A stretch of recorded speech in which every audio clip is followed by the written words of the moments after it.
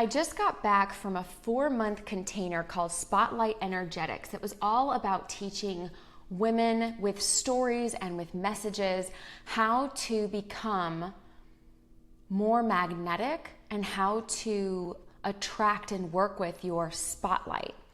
So if you think about everything in the world as having energy, things like holding energy and being safe, being witnessed with a lot of people's energy watching you become things that speakers want to think about. And I remember joining Allison Bird's Spotlight Energetic group and jumping on my first Zoom call and looking at all these incredible women and think, wow, everyone here is so different and so unique. Everyone has a different style. Everybody has a different type of message that they want to bring in the world. One woman wants to talk about how neurodivergence is a gift and how to leverage it in the world. Another wants to champion the autistic community and really an LGBTQ plus community and really create a sense of belonging with individuals who have historically felt alienated or pushed out of modern society and really lead the charge with that. Others who want to talk about manifesting the love of your life. People who want to just so many different cool categories. And I remember thinking, how is Allison going to teach? Not how, because she's amazing. Of course she's going to know how. But I was curious as a participant, how are we going to alchemize this group of people with all these different messages? Now, not as long as I can remember, but if I look back on the history of things that I've wanted to become when I grow up, and here I am at 30, almost 38, my birthday's in a few weeks, and I'm still going like, what do I want to become? Because there's a huge part of me that is so aware that I am becoming or blooming still. Like I'm opening up all my gifts and I'm coming into the world in my full power more and more and more. And you know what? I hope I'm saying this at 99, that I'm still blooming, because the bloom hasn't yet reached its most potent magical state.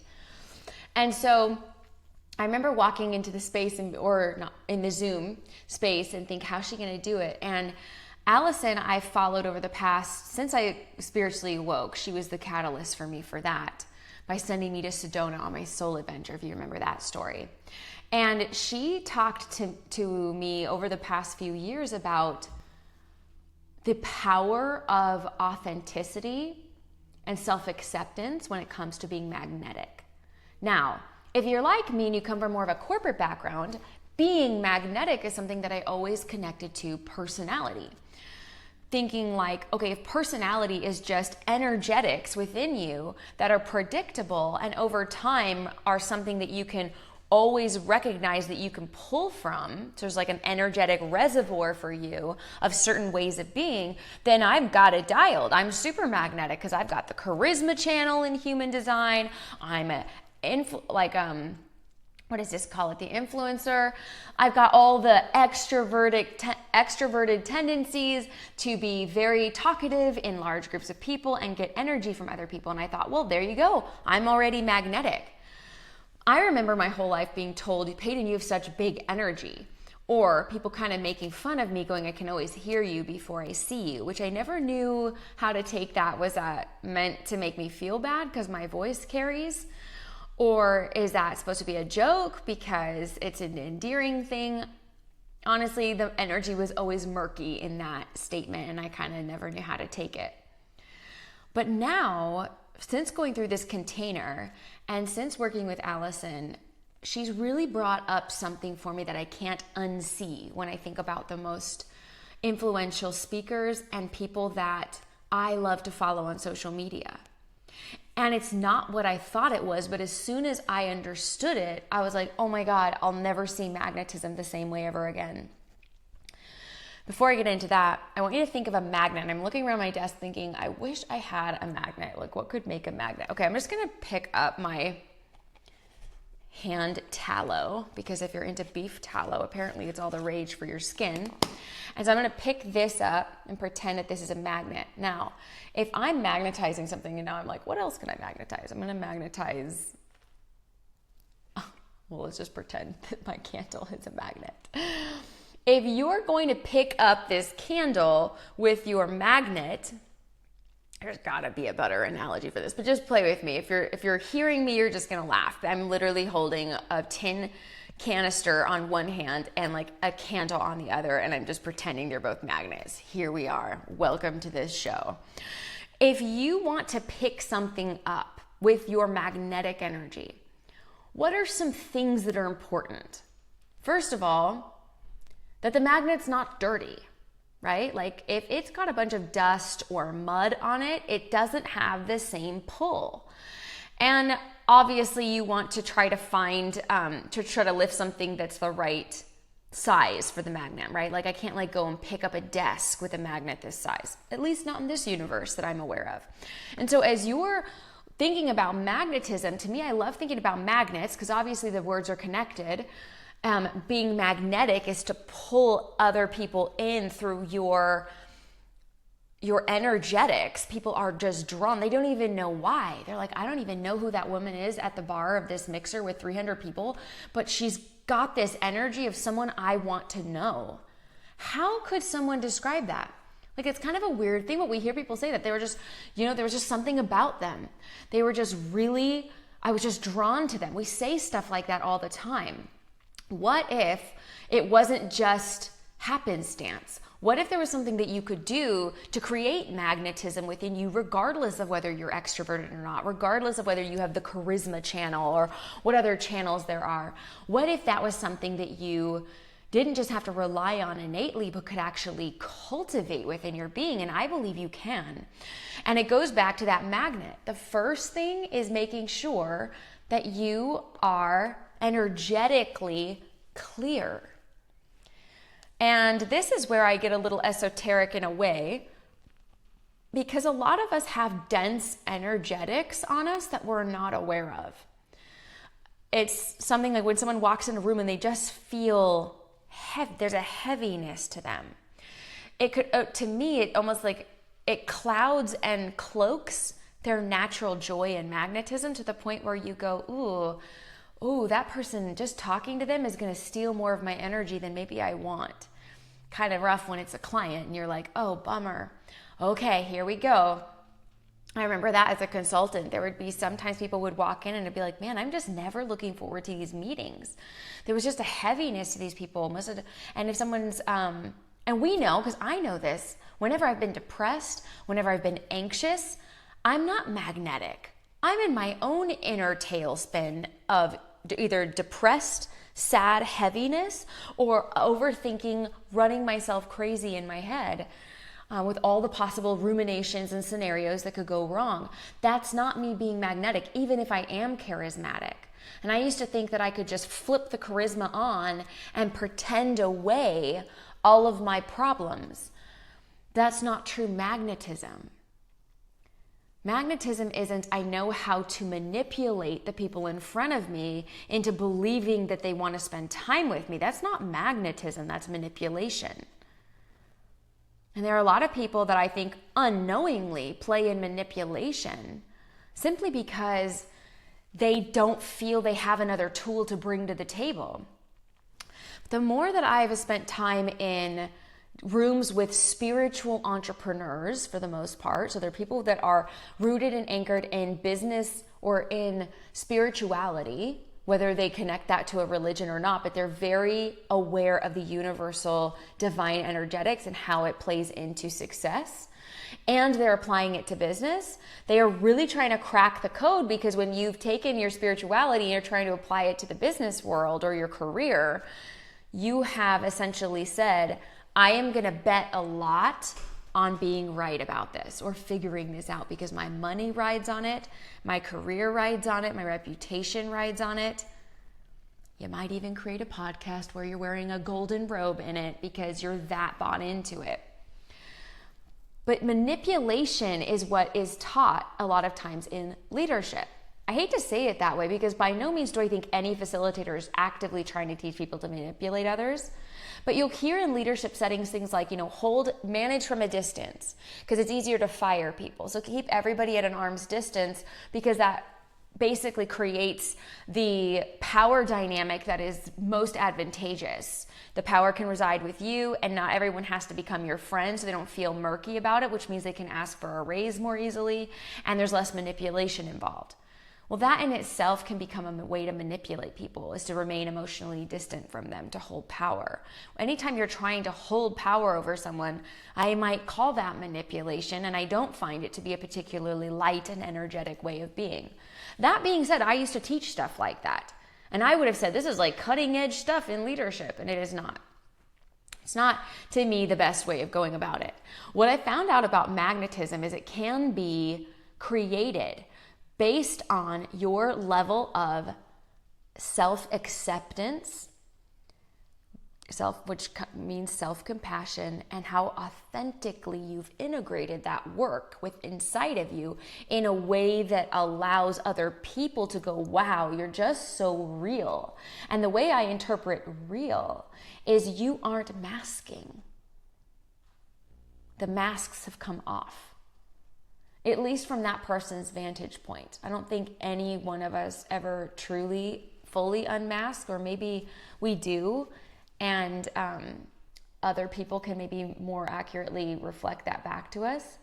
But I think there's always a constant undoing that a lot of us are in the process of, to relax into who we really are in a way that allows us to be in the highest service and the most aligned with our message. So when you think about magnetism, has anyone ever told you something that you could feel vibrationally they didn't believe? And it doesn't even have to be something negative. It could just be like someone goes, I'm going to get a $20,000 raise. And as they say it, like their energy drops. And you're like, I don't think you believe that as much as you want. I think you're trying to convince yourself. That wouldn't be magnetic. Now, if somebody had said, and it's kind of an interesting example that I just gave around money. I'm wondering if I can pull a better one. To me, somebody who's magnetic might be able to say, when I was in my 20s, I thought that love looked like this. And then I had this experience, and then I learned that love comes from within. And someone goes, wow, like you're so resonant with that message. I feel drawn to you because you have something that's really rare. A sense of, I've made peace with something that's been hard in my life, and I'm willing to bring it to a conversation from a place of being healed with it in order to be witnessed and seen and be in service of others. I think that's why we love vulnerability so much, and why, thankfully, I believe vulnerability is taught as a leadership trait, not as a way to manipulate, because I do see people who will throw out the sob story from a place of vulnerability and check the box, I was vulnerable, keep going down their list of things they're doing to be magnetic. But true magnetism is being willing to be seen as you are. And the version of you that's the most magnetic is the one that loves yourself and accepts yourself. I remember probably 3.5 years ago, looking at my reflection in the mirror and realizing that I didn't know myself well enough to even know if I liked the woman looking back in the mirror at me. She just looked foreign.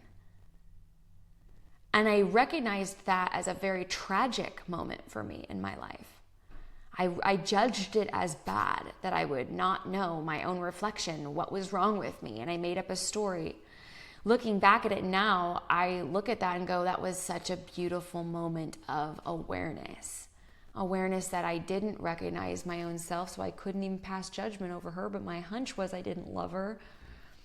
And I had gone so long without witnessing and observing the many ways that I had been programmed away from my true design.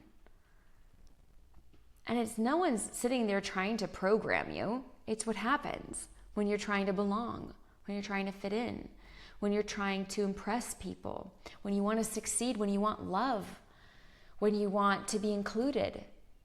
It starts very, very young. Oh, I learned early on that if I was a little performer, I got attention from people that I wanted to give me attention. Just so happened I also had charisma, so hell yeah, I threw those two together and was always in a performance mode. So authentic me is not showing up with the funny one-liner and trying to drop names and tell everybody what I've done to be successful. That's the version of me that wants to be impressive so that I can be included and loved and appreciated for who I am or for what I do. Because at that masking level, you're really just aware that I get praised for what I do, not who I am. So I'm not going to care about who I am. I'm going to focus on the outcomes of what I do. And I lived like that for many, many years. So for me to look at myself in the mirror and not recognize my own self put me in an interesting space where, with this current definition of magnetism, I was not magnetic. And it's interesting because when I look back on how people spoke about my energy before I was paying attention to my own energy, they would say things like, you have so much energy. Notice it wasn't being judged as good or bad, or at least wasn't being verbalized as good or bad, just that I had so much. And now people will say you have such great energy, and they judge it as good. That's not an accident. What I went through after recognizing that I didn't know who I was the last 3.5 years trying to find who I am, trying to spend time by myself, which was the most uncomfortable thing ever for me because I didn't know myself. I didn't even know what I liked. Someone would have been like, go spend time by yourself. I'd been like, doing what? And of course, I would have gone listening to a podcast, music, anything to distract myself from being in my own presence. But after, I don't know, 3.5, where's the math? I'm like, want to pull out a calculator. 3.5 years of spending 2 hours a day alone by myself, I have probably 1,000+ hours of being alone, and I really do like myself. I think I'm freaking great.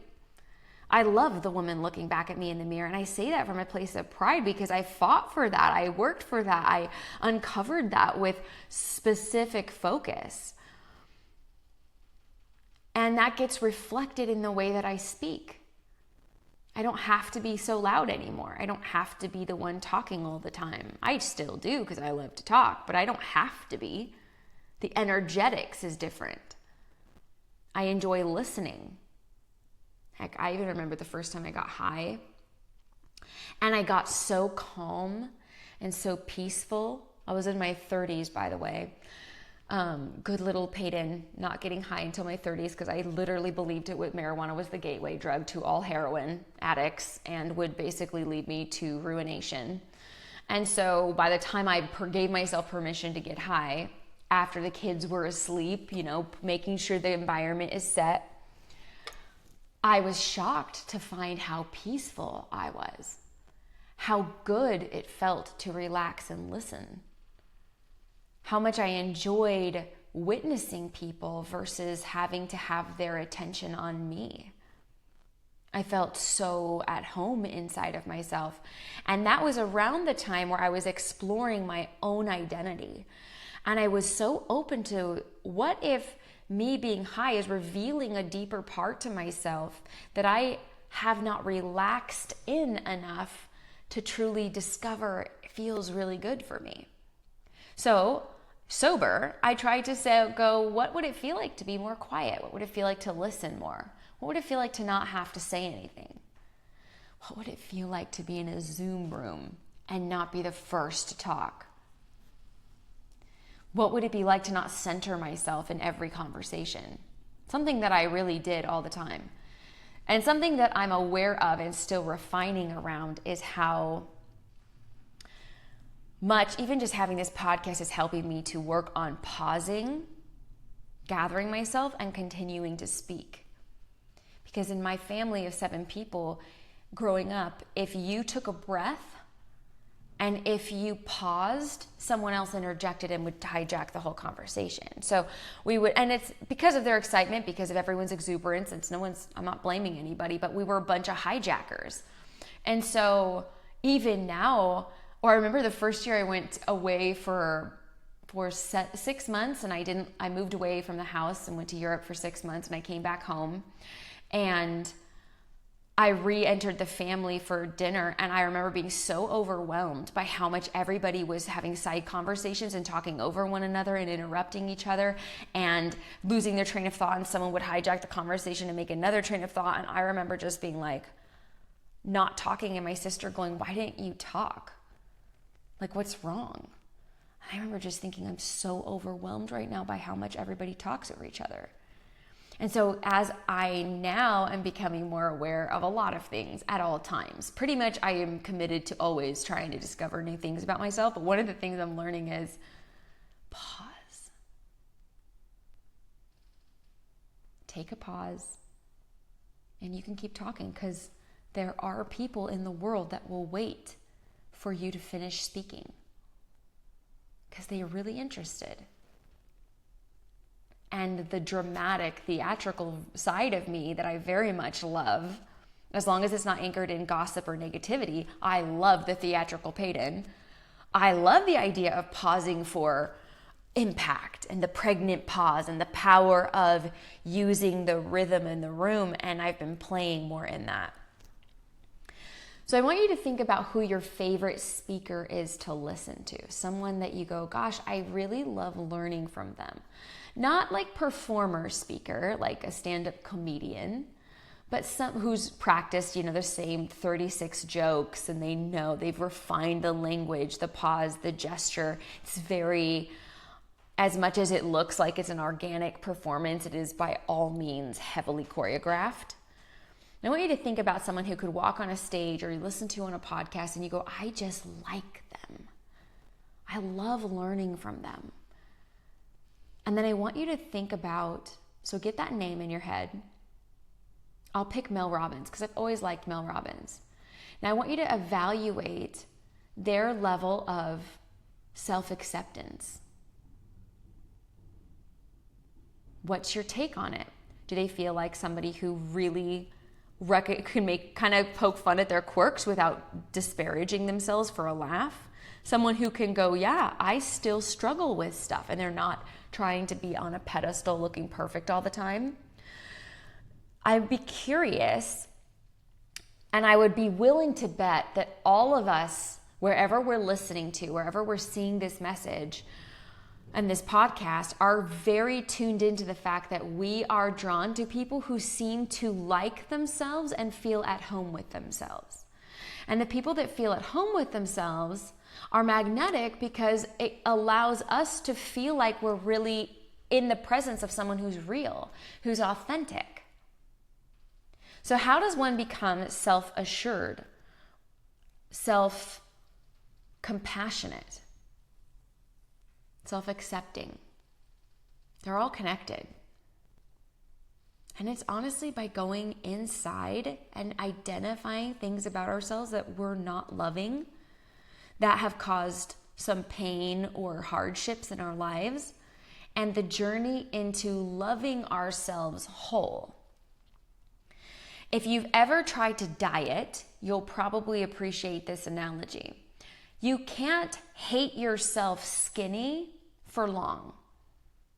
Have you ever heard of people who do like boomerang diets? I don't even know if it's called that, but you get the concept of like boomerang. Like you go hard on a diet and then it smacks you back in the face, and all of a sudden you are back to the same weight you were 6 months ago, and you've just wrecked your system trying to conserve and eat only salads and broccoli and lean meat.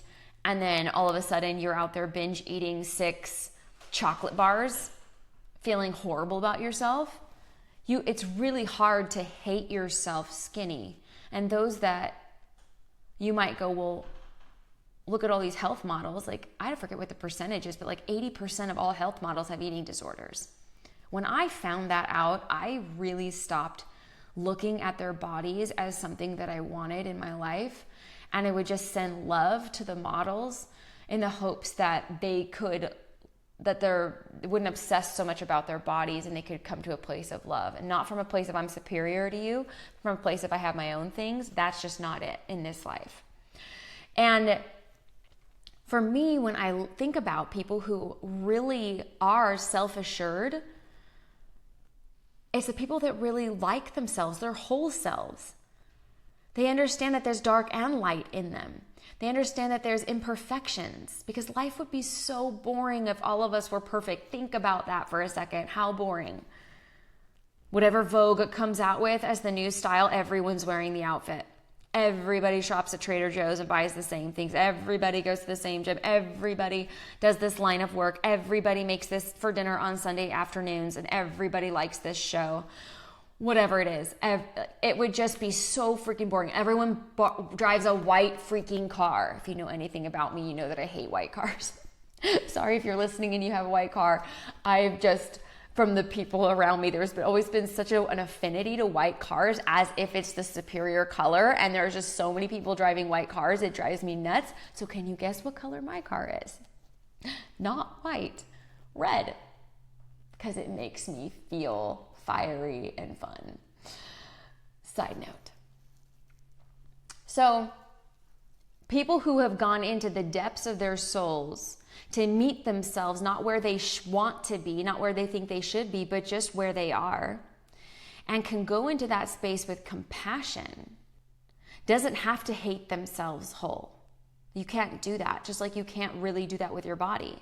You can't hate yourself skinny. You can only love yourself healthy. It's the same concept when it comes to self-acceptance.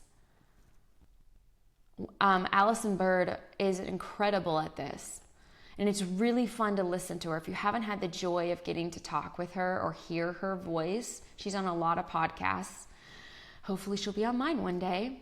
And she is just herself and can share things that might have been places where others might cower in shame and not ever want anyone to find out about them, and she can claim it. I won't say it because it's not my story to say, but if you listen to her, you'll hear her. She claims her places where there have been pain or sadness or what others might judge as wrong or bad behavior, and she goes, that's what I knew to do in that version of myself.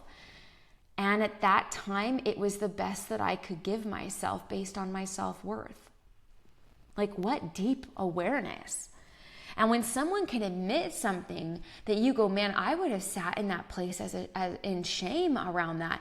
And they've shared it, not from an energy of I was so bad, look how bad I am and look how good I am now, but in a genuine place of acceptance, it's magnetic as fuck.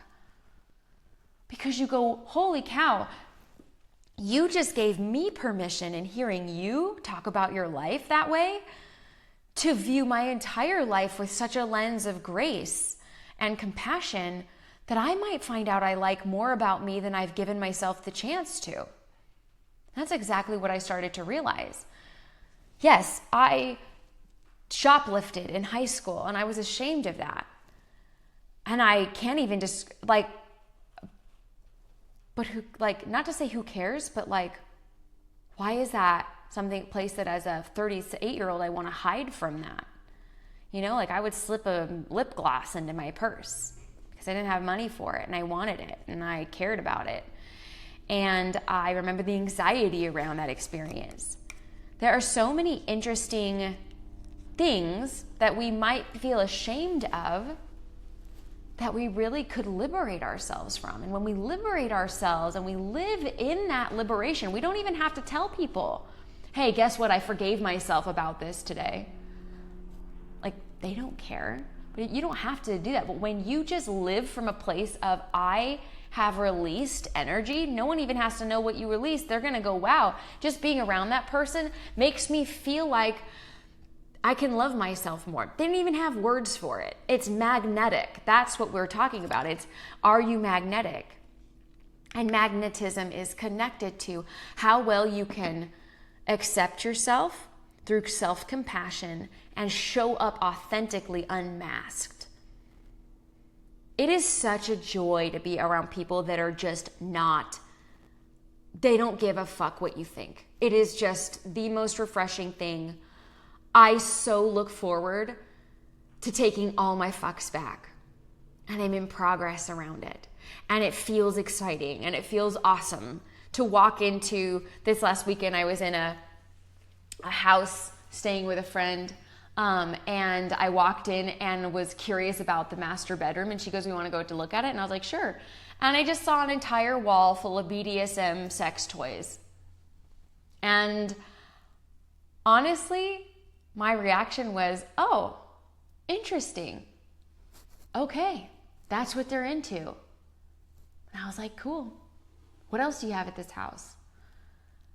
And it was cool because the version of me, pastor's kid, X number of years ago, would have been horrified. Like, what am I doing here? I must be this kind of person to be here. What would people think about me? And I might have gone into some kind of crazy shutdown around the whole thing. But instead it was like, oh, that's their expression of themselves. And so long as everyone's consenting, what do I know? It's just not my thing, but it could be someone else's thing. And it just carry on. Those are moments that I celebrate because I look at that as go, okay, like you aren't, I want to say this, but I don't want to say it. So I'm going to say it. Your butthole's relaxed a little bit more. Probably the wrong context to say that. But the idea is some people, I certainly used to have like a stick up my butt around most subjects. And so to me, as I say that, I'm simply just saying like I'm more relaxed around it. But there is something really powerful about not caring what other people think. And we love it. Like you think of the celebrities that not make fun of themselves, because sometimes that's a manipulation, but just can talk about awkward things that they've done, and you can feel that they still love themselves. You can feel that they just enjoy the lightness of it, and they're not trying to be something they're not. It's just they find it so funny to be a human in that moment. And those are the best stories. Those are the best stories. The second thing that makes someone really magnetic is their ability to trust themselves. So we talked about feeling self-acceptance. And as you do, your very presence gives people the ability to relax around you and to feel like they know you, they know the real you, and that the more they're around you, that gives them permission. The second thing is, how much do you trust yourself, your inner guidance? The more you trust yourself, the less your opinions start to look like everybody else. The less you're saying the same things as everybody else. And that's magnetic. A new, fresh idea expressed in a new, fresh way is incredibly magnetic. If everybody listens to the same inspirational talk and everybody has the same "this too shall pass," if you've ever been a new parent, you understand the reference. Everybody will tell you, no matter what you express about motherhood, that's hard. Everybody's so quick with "this too will pass." And it doesn't land after the fourth person has told you, because you're like, oh gosh, wow, everybody read this same book. Like everybody's just been told this for so long, it just doesn't feel new. But I remember the first time somebody said, you know what? Motherhood sucked for me. And my exhale was so loud and obvious because I was like, thank you. Because you know what? When people talk about something being hard, they don't need you to tell them it'll get better. They don't need you to fix it. What they could use is you going, I see you. I remember what that felt like if you have a shared experience that you can bring to the conversation. Something that's magnetic is something that's new, that's never been said, that's never been done. Something that is original, originality. It's different than authenticity, but they're similar, aren't they? Authenticity is being your full self. Original is giving birth to something that is genuinely from you. Now, some might argue there's no new idea under the sun and you've been heavily influenced even if you can't perceive it. But as somebody who's very tapped into my intuition, I really do believe in originality. Even if it's just original to you and you've never thought it before and it's a really good idea and you're lit up by it. That's why I've started to really like art. I've also started to really like modern art, because it makes me feel things and my feelings can never be wrong. And 6 people next to me could all feel something totally different and genuine.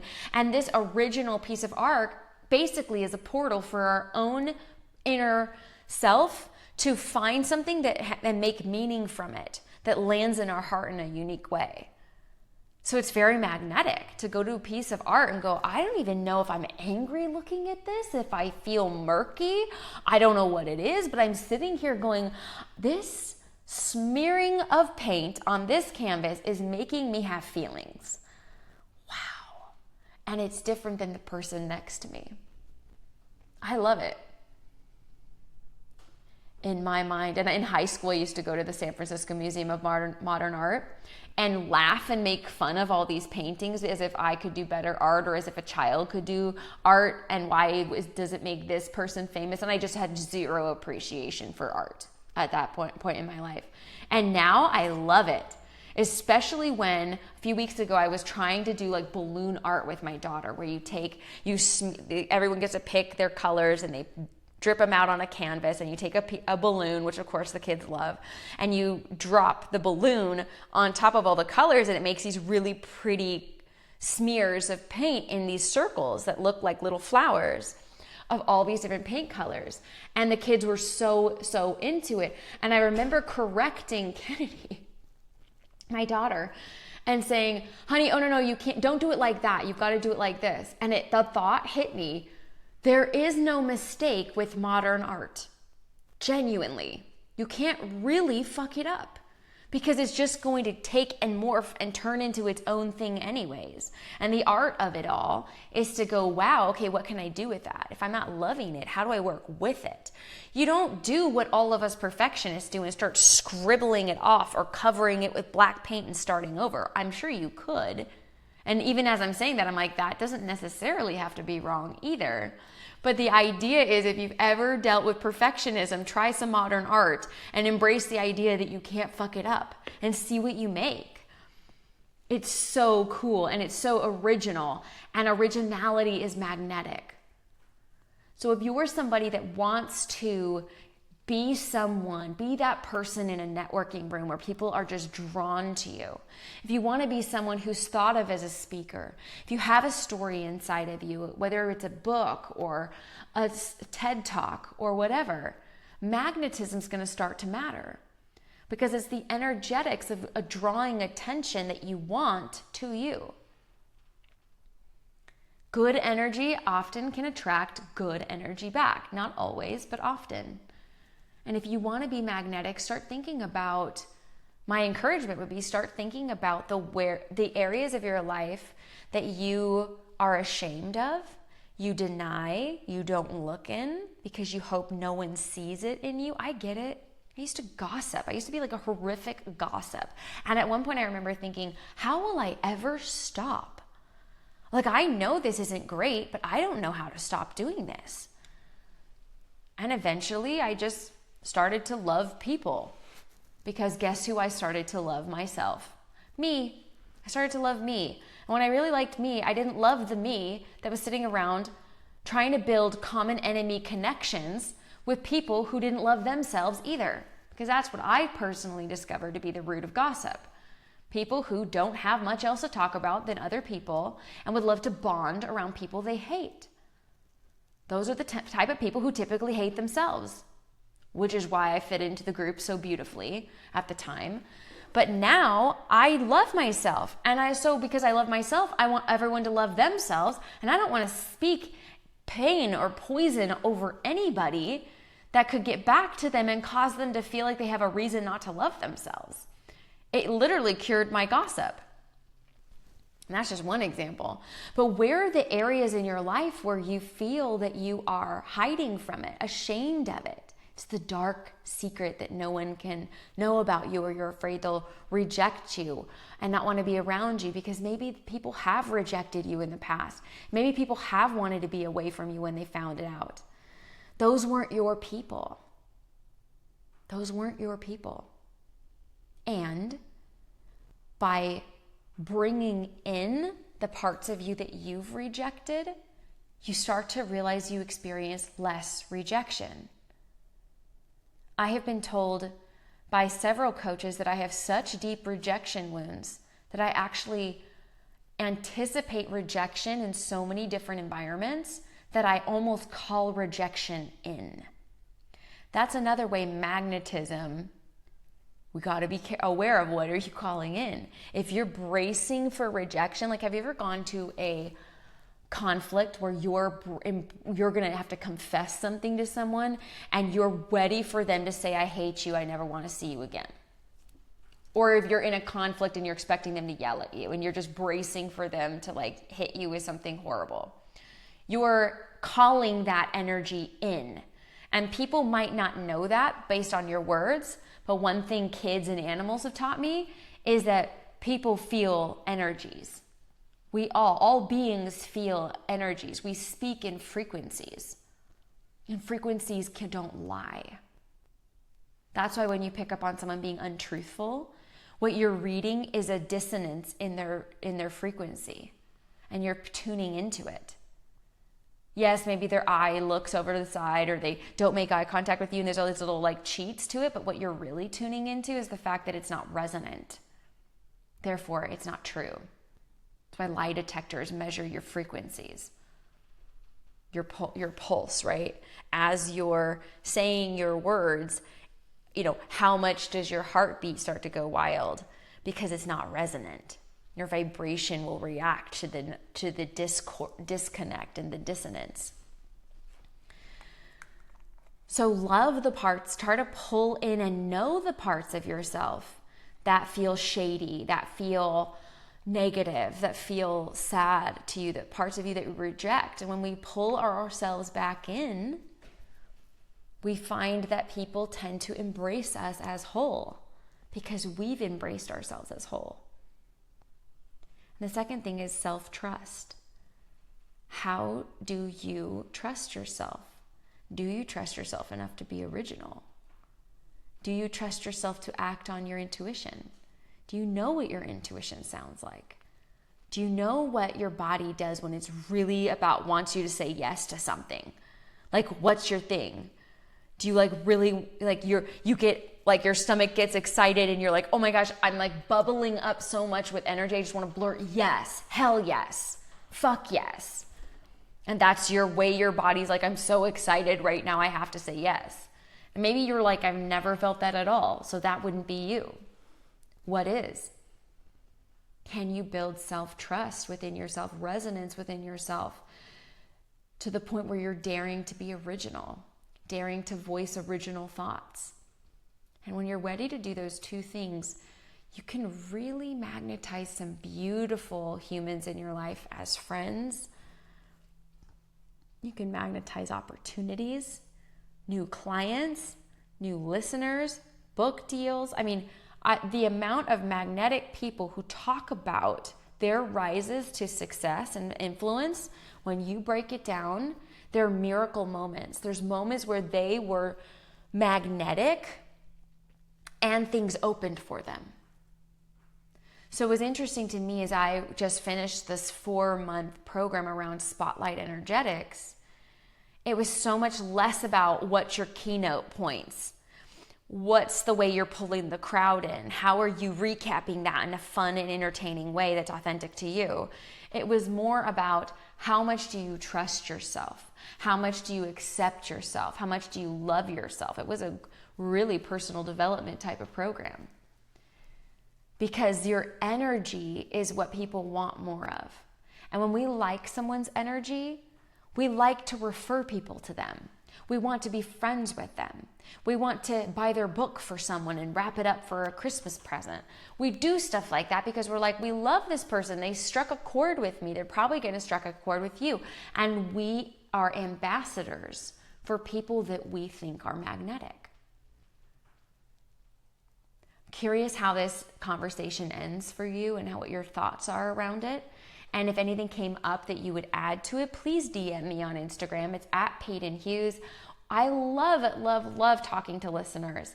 Every time somebody either leaves a review or messages me directly about how a topic lands for them and what it means for them based on their personal life, it means the world to me. Because honestly, sometimes I sit down here and I'm like, what do I want to talk about this week?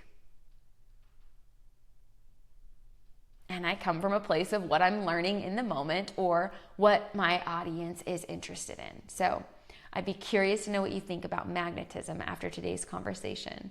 Thank you so much for listening.